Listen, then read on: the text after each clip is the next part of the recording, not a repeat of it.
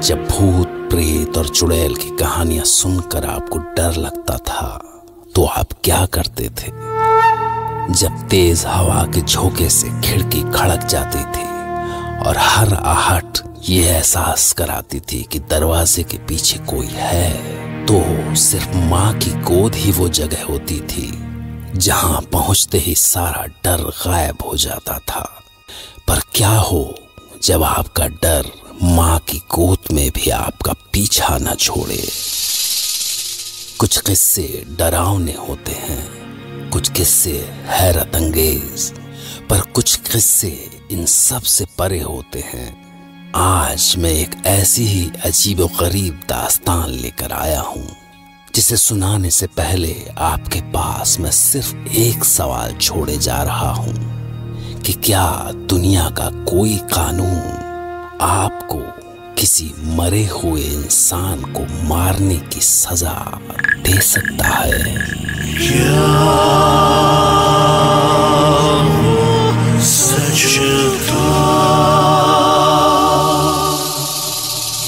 आज आप सुनेंगे भोपाल में रहने वाले बिजनेसमैन जय वर्मा की कहानी।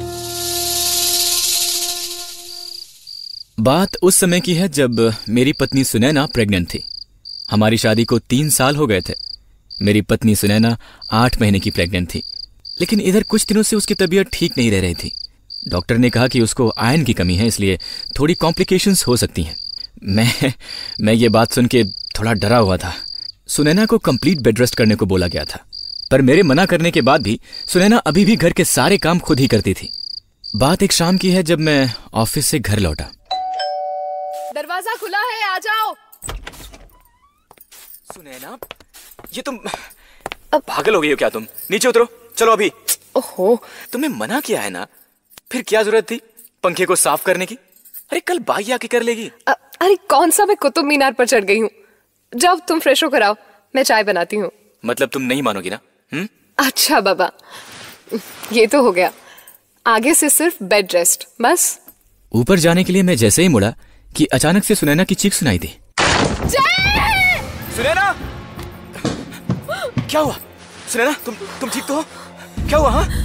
पीछे मुड़ के देखा तो मेरी आवाज ही गले में अटक गई थी। स्टूल नीचे गिरा हुआ था और सुनैना उसके बगल में जमीन पर थी।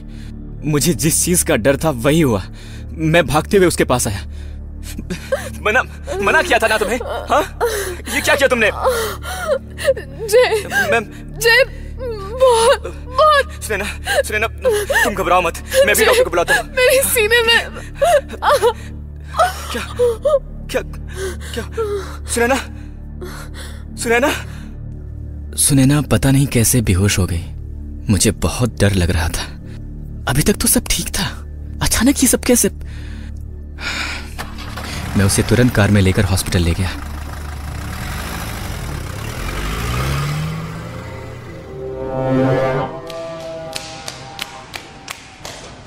डॉक्टर प्लीज देखिए ना, इसे क्या हो गया? Please doctor. आप बाहर वेट करिए, इन्हें हार्ट अटैक आया है। लेकिन प्लीज डॉक्टर, इसे प्लीज। सुनैना का शरीर ठंडा पड़ रहा था। मुझे कुछ समझ में नहीं आ रहा था।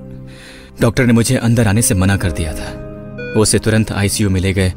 मुझसे 1 मिनट भी वेट नहीं हो रहा था। कुछ 20 मिनट बाद डॉक्टर बाहर आए। आई एम सॉरी मिस्टर जय, आपकी वाइफ को मेजर हार्ट अटैक आया था और वो अभी कोमा में है। आपके बच्चे की जान को भी खतरा है। क्या? अगर बच्चे को बचाना चाहते हैं तो हमें तुरंत ऑपरेशन करना पड़ेगा। ये क्या कह रहे हैं आप? ऐसा कैसे हो सकता है? अभी तो वो बिल्कुल ठीक थी डॉक्टर। देखिए मिस्टर जय, हमारे पास वक्त बहुत कम है। अगर इमीडिएटली ऑपरेशन नहीं हुआ तो हम शायद बच्चे को भी बचा ना पाए। नहीं डॉक्टर, प्लीज ऐसा मत बोलिए। कुछ भी कीजिए पर मेरे बच्चे को कुछ नहीं होना चाहिए। प्लीज डॉक्टर, प्लीज, मैं आपके आगे हाथ। नर्स, ऑपरेशन की तैयारी करो। दिमाग काम नहीं कर रहा था। 1 मिनट 1 घंटे के बराबर लग रहा था। मैं डॉक्टर के साथ अंदर ऑपरेशन रूम में गया। सुनैना को ऐसे बेड पे देख के मैं अपने आंसू रोक नहीं पा रहा था। किसी तरह डॉक्टर ने ऑपरेशन पूरा किया और मैंने पहली बार अपने शिवू को देखा। पर फिर कुछ ऐसी बात हुई जिसने डॉक्टर्स और मुझे हम सबको हिलाकर रख दिया।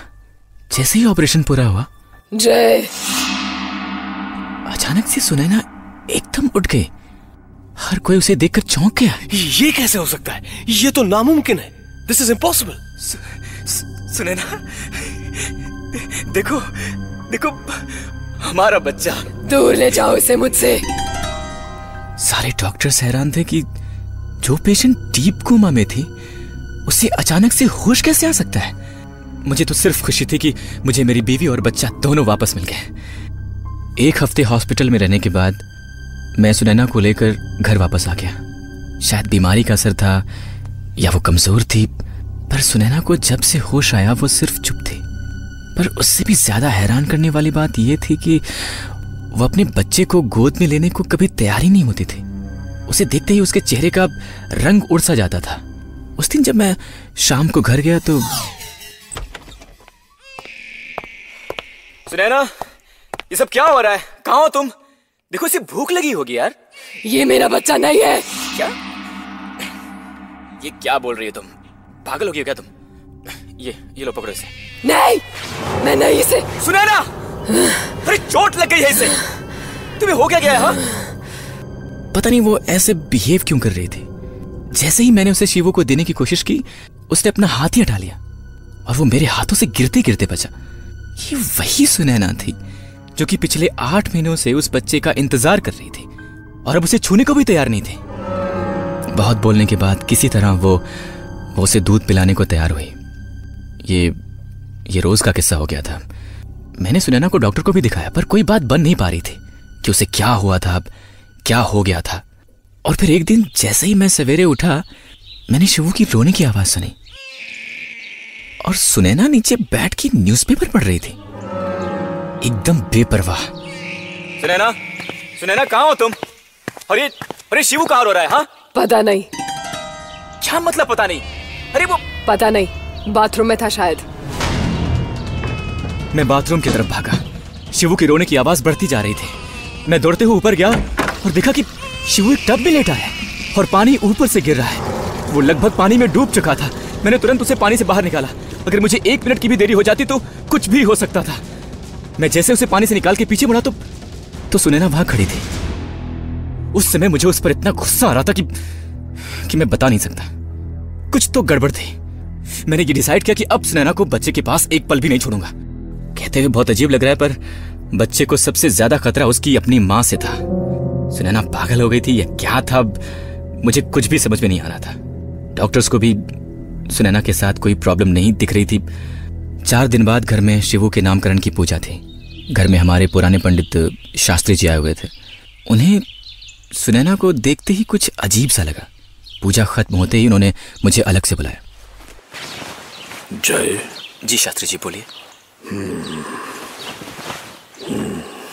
बेटा, तुम जिस समस्या को लेकर परेशान थे उसका समाधान मुझे दिख गया है।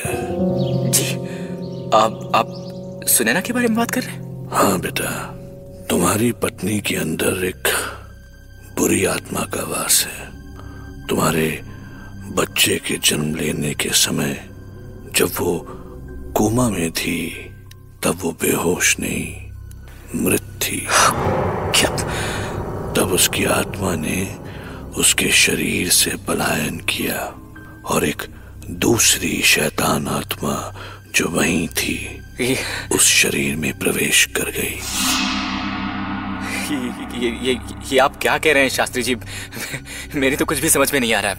इसे अंग्रेजी में सोल एक्सचेंज कहते हैं। और जो आत्मा तुम्हारी पत्नी के अंदर है वो तुम्हारे बच्चे को मारना चाहती है। जय, तुम अपने बच्चे को लेकर कहीं और चले जाओ। नहीं नहीं नहीं शास्त्री जी, मैं ये नहीं कर सकता। मैं सोचकर हैरान था कि क्या ऐसा हो भी सकता है। मैंने कभी भूत प्रेत आत्माओं पे भरोसा ही नहीं किया था। मैंने सोचा ऐसा कुछ भी नहीं होगा। शायद कोमा में जाने से सुनैना की दिमागी हालत ठीक नहीं है, कुछ दिनों में बेहतर हो जाएगी। ये सोचकर मैंने ये बात सुनैना या फिर किसी और को भी नहीं बताई। मैंने सोचा सुनैना की तबीयत ठीक होने तक अगले कुछ दिनों मैं घर पर ही रहता हूं। अगले दिन रात को मैं शिवू को सुलाने की कोशिश कर रहा था और वो रोए जा रहा था। तब सुनैना आई। लाओ, मुझे दो, मैं सुला देती हूँ इसे। नहीं, मैं सुला दूंगा, ठीक है। लाओ लाओ, दो ना, कब से रोए जा रहा है। मैंने कहा ना मुझे दो, मैं सुला देती हूँ इसे। पर दो। सच तो यह है कि मुझे डर लग रहा था, पर फिर भी मैंने शिवू को सुनैना को दे दिया। उन दोनों को ऊपर जाते देख के कुछ खटक रहा था, पर ना जाने कैसे सुनैना की गोद में जाते हुए शिवू ने रोना बंद कर दिया। एक सेकंड के लिए तो मुझे लगा जैसे सब फिर से ठीक हो गया, पर कहीं ना कहीं पंडित जी की बात मन को डरा जाती थी। मैं कुछ देर रुका।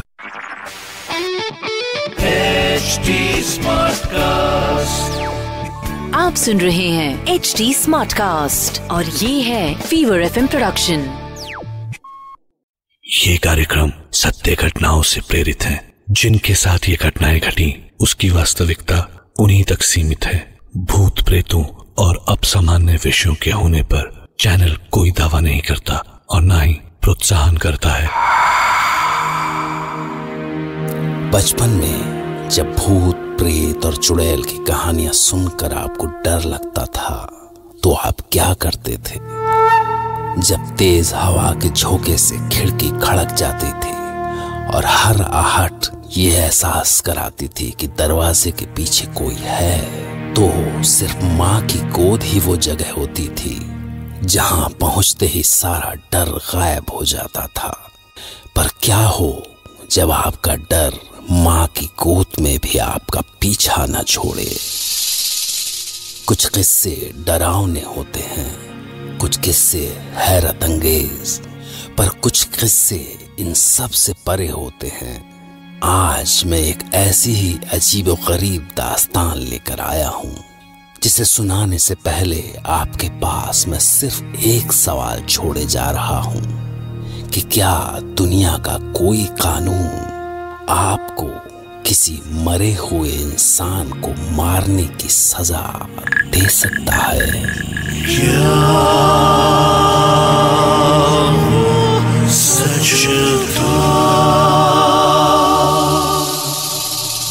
आज आप सुनेंगे भोपाल में रहने वाले बिजनेसमैन जय वर्मा की कहानी। बात उस समय की है जब मेरी पत्नी सुनैना प्रेग्नेंट थी। हमारी शादी को 3 साल हो गए थे। मेरी पत्नी सुनैना 8 महीने की प्रेग्नेंट थी, लेकिन इधर कुछ दिनों से उसकी तबीयत ठीक नहीं रह रही थी। डॉक्टर ने कहा कि उसको आयरन की कमी है, इसलिए थोड़ी कॉम्प्लिकेशंस हो सकती हैं।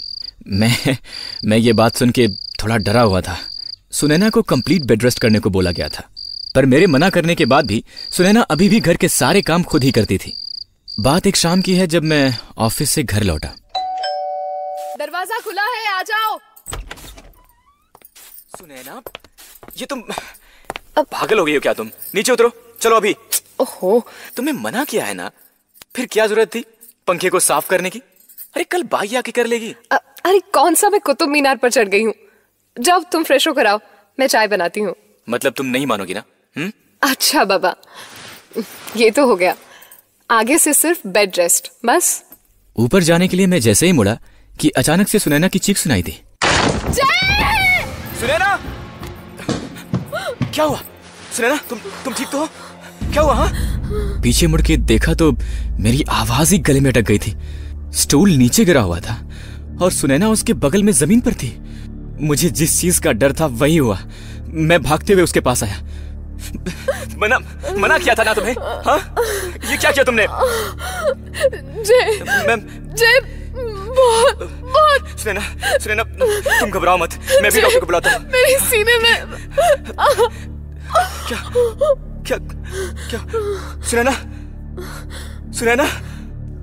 सुनैना पता नहीं कैसे बेहोश हो गई। मुझे बहुत डर लग रहा था। अभी तक तो सब ठीक था, अचानक ये सब कैसे? मैं उसे तुरंत कार में लेकर हॉस्पिटल ले गया।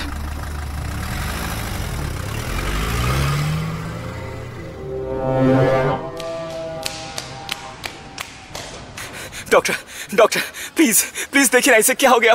Please doctor. आप बाहर वेट करिए, इन्हें हार्ट अटैक आया है। लेकिन प्लीज डॉक्टर, इसे प्लीज। सुनैना का शरीर ठंडा पड़ रहा था। मुझे कुछ समझ में नहीं आ रहा था। डॉक्टर ने मुझे अंदर आने से मना कर दिया था।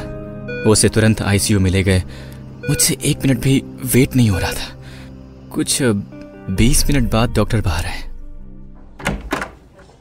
आई एम सॉरी मिस्टर जय, आपकी वाइफ को मेजर हार्ट अटैक आया था और वो अभी कोमा में है। आपके बच्चे की जान को भी खतरा है। क्या? अगर बच्चे को बचाना चाहते हैं तो हमें तुरंत ऑपरेशन करना पड़ेगा। ये क्या कह रहे हैं आप? ऐसा कैसे हो सकता है? अभी तो वो बिल्कुल ठीक थी डॉक्टर। देखिए मिस्टर जय, हमारे पास वक्त बहुत कम है। अगर इमीडिएटली ऑपरेशन नहीं हुआ तो हम शायद बच्चे को भी बचा ना पाए। नहीं डॉक्टर, प्लीज ऐसा मत बोलिए। कुछ भी कीजिए पर मेरे बच्चे को कुछ नहीं होना चाहिए। प्लीज डॉक्टर, प्लीज, मैं आपके आगे हाथ जोड़ता हूं। ऑपरेशन की तैयारी करो। दिमाग काम नहीं कर रहा था।